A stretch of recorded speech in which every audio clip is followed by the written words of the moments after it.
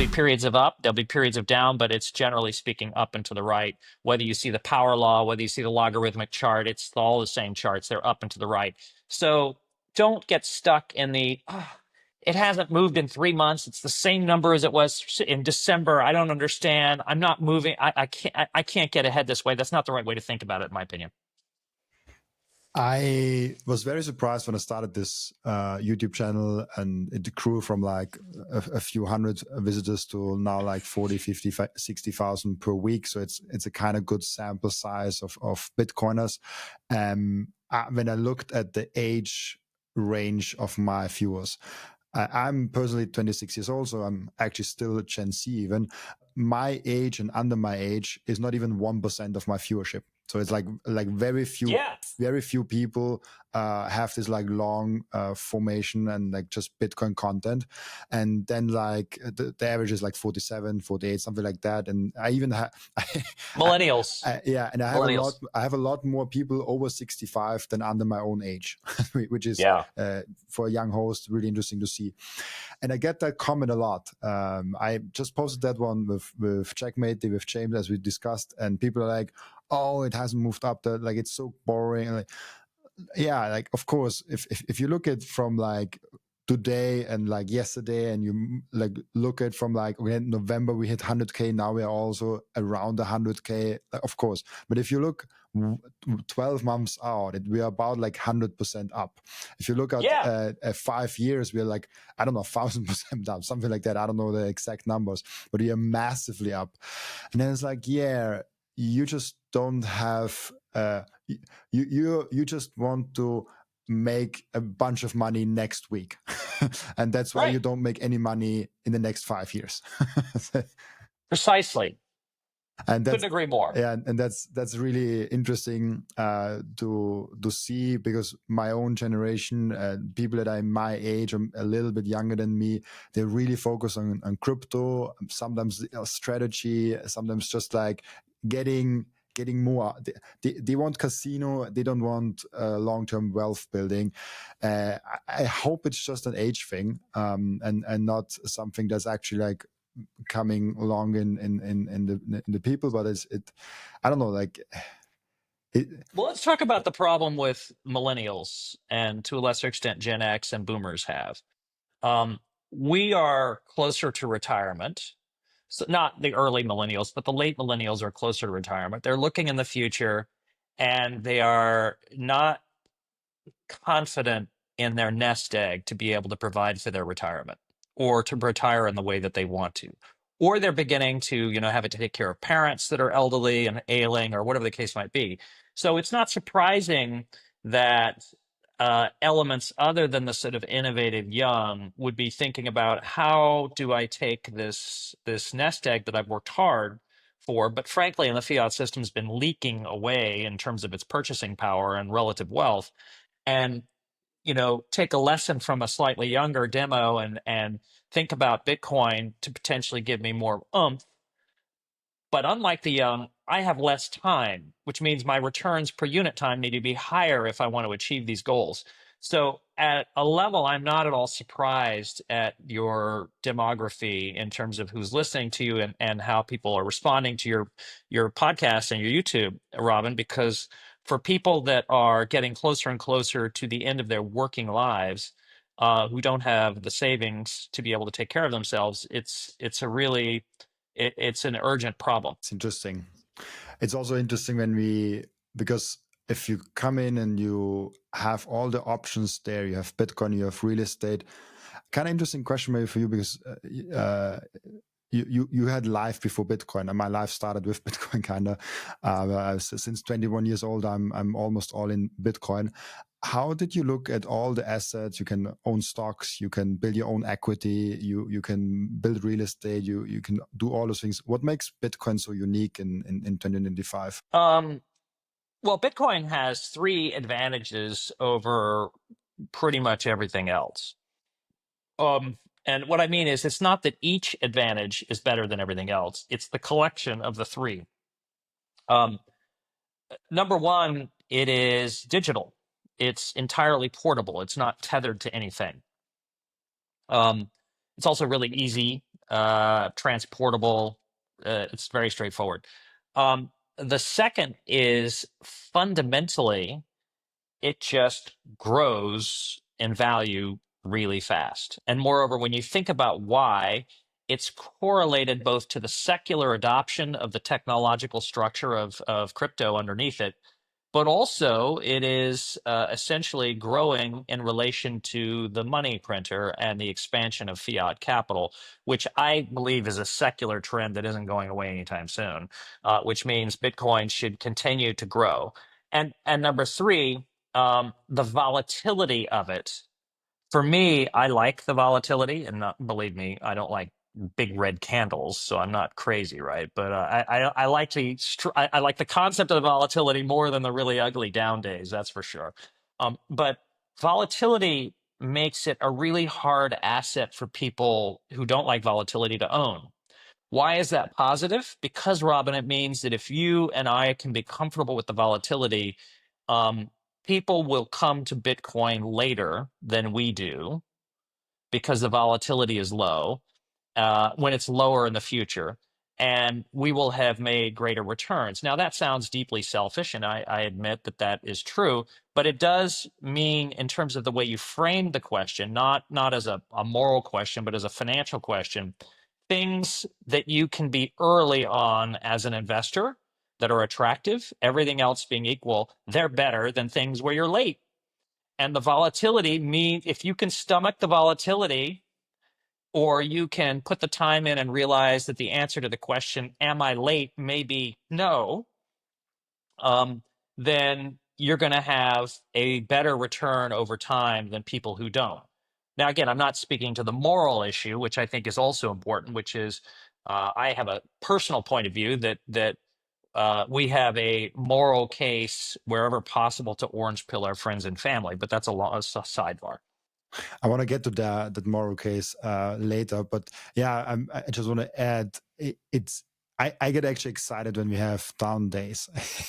It took me a long while, but as I said, like I get paid in Bitcoin and I get paid throughout the month, and so when a downturn is like, and at the same time, like in that week, I get some money in fiat or Bitcoin coming in. I'm like, I get more Bitcoin for the same money coming in. If the Bitcoin price would have been higher, I would just get less Bitcoin because it's denominated in dollars or euros. Yes, exactly right. And you're like, I'm young. I'm 26 years.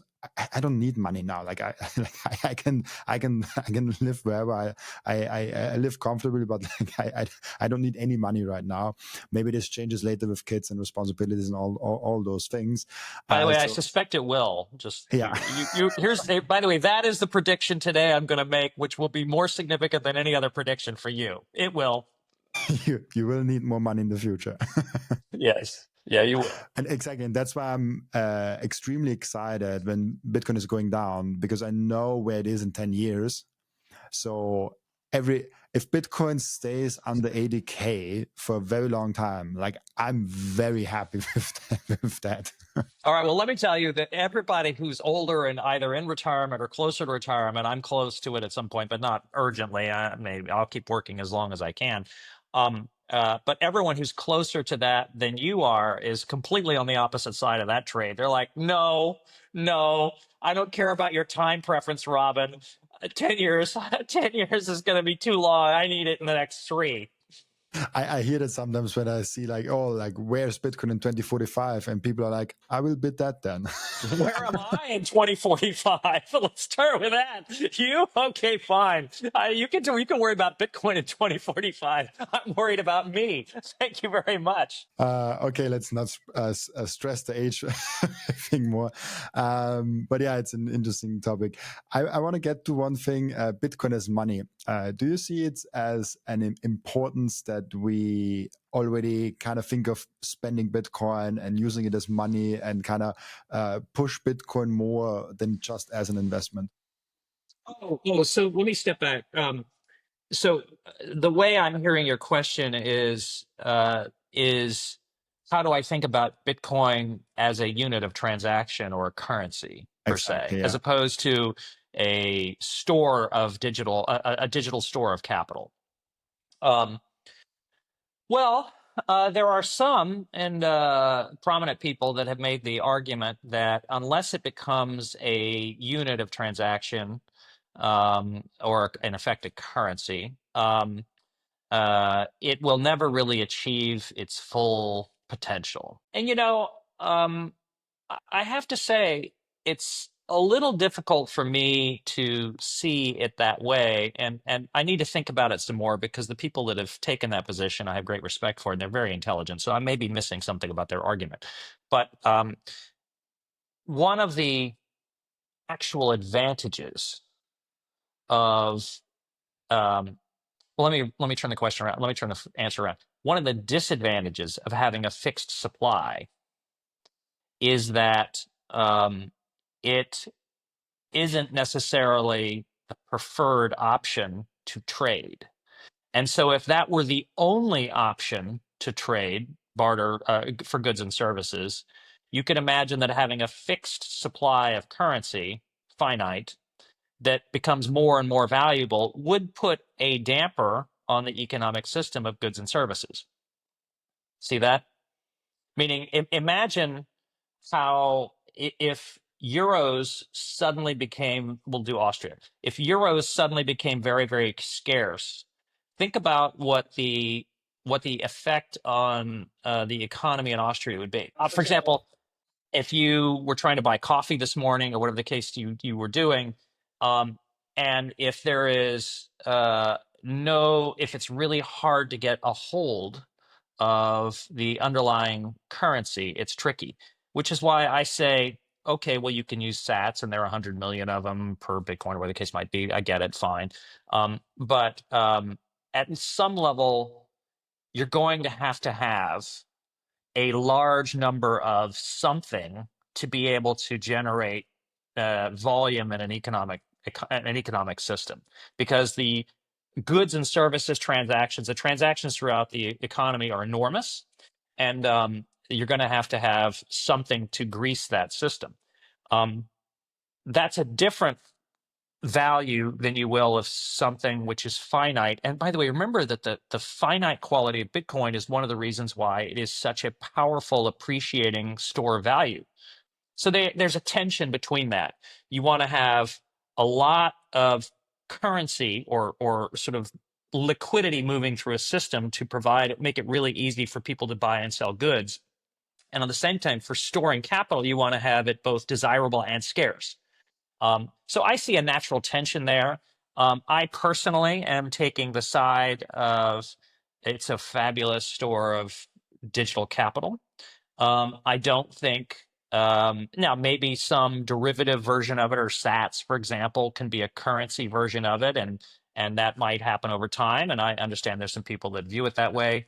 But I'm not sure there's much difference. Meaning, is it possible that at some point we would have to increase the number of sats to make sure that the economy doesn't slow down at some imminent point, not imminent, but some distant point in the future? I don't know. The point I'm making is currency needs to be easy to get to, needs to be around, it needs to be readily available, and store of value needs to be digital and scarce and desirable. And in a sense, if I can just add one other point, isn't that the problem for fiat? It's trying to serve two different purposes. It's trying to serve the purpose of making it possible for you and me to do transactions very readily. And in that world, it needs to be plentiful. And it's also trying to be a store of value. On balance, I would say fiat does a better job of currency and providing for transactions. The dollar, to me, is the best in the world at this. It's readily accepted all over the world, but it's not a great store of value. So there you go. Is that only the case as long as Bitcoin is still kind of in the adoption phase, or also when Bitcoin is kind of already kind of adopted by almost everyone, and we don't have a lot of adoption growth? We only have the growth of Bitcoin in the productivity that humankind is kind of acknowledging. Well, tell me what the price is when adoption slows to a crawl. It's a hard question, like a hard question to answer. So take whatever price that is in your world where it suddenly slows to a crawl because everyone's fully adopted. By the way, how many trillions are you talking about? But anyway, let's at that moment when it hits what we call adoption slows to, call it, single digit growth, or the growth of the underlying economy, if you will. When it hits that point, what's the price? Take the price, divide that price by the number of sats per Bitcoin, and decide if you need more sats. That's the question you got to think about. Interesting. I mean, I think this 400, 500 trillion is kind of the consensus a little bit, where I'm like, this is the kind of the total addressable market right now for Bitcoin. There's a lot of different theories with like 200 trillion, like some crazy people like 800 trillion, and many different things. It's really interesting. There is another angle here, which would make me dead wrong, by the way. So let's stay with this. In a world of AI, and particularly agentic-led transactions, you're going to need digital rails. You're just going to need them. I mean, let's be clear.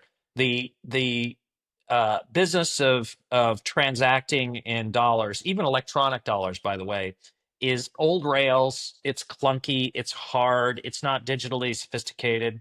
So we're going to need something. Now, it could be that Bitcoin evolves to be a really good digital transaction system, but it's not obvious to me that technology right now is where it needs to be. There are better ones. So again, apropos of our earlier part of the conversation, you can imagine Bitcoin evolving in a way to do that. But there are other kinds of transaction rails now that are better today. Not, Bitcoin may be much better as a digital store of capital today, but it may not be the best transaction platform that you would require for agentic AI. So long before your theoretical world where Bitcoin slows to the adoption level of the underlying economy, I would argue we are well past human-driven transactions, and the vast majority of transactions would be AI and agentic. In that world, you're going to need a completely new set of rails than the fiat system, which is manual and clunky and difficult. And so that's one big caveat on my point. Whether it is something else. I don't even want to speculate on what that's going to look like, but it'll be here soon. We're going to be talking about this not in 10 and 20 years. We're going to be talking about it in 3 to 5. Do you think the overall impact actually from AI to Bitcoin and Bitcoin to AI kind of is? What do I think the effect of it is? Well, I think AI is a massive deflation machine. And let's talk about what AI really is. AI is information and intelligence going to almost the supply of information, the supply of intelligence, the supply curve shifting out almost to infinity. Let's say that. I mean, think about demand and supply for just a minute. For most of my life, and even for your life, intelligence stroke information. I'll just use the word intelligence, but I also mean information in some sense. But intelligence has been scarce. It's been hard to get. So knowledge workers or knowledge machines or knowledge generally has been scarce, desirable asset. It's worth investing in. It's worth pushing to go to the best schools. It's worth trying to develop it. It's worth all these things. But what AI has done is flattened the supply curve. It's created a gigantic supply excess of knowledge and information and intelligence. And moreover, it's not only done that, it's sped it up immensely, which means if you look around the economy, wherever the value of something in the economy used to depend on scarcity of knowledge, scarcity of intelligence, or access to intelligence, or scarcity of information, in an AI world, that is completely disrupted because the supply curve for those has now shifted out to infinity. So you have to look for places in the economy that are immune to that. Bang, Bitcoin. Fixed. digitally scarce and desirable. So if anything, as AI accelerates, you would expect Bitcoin to be one of the most powerful stores of digital capital and value.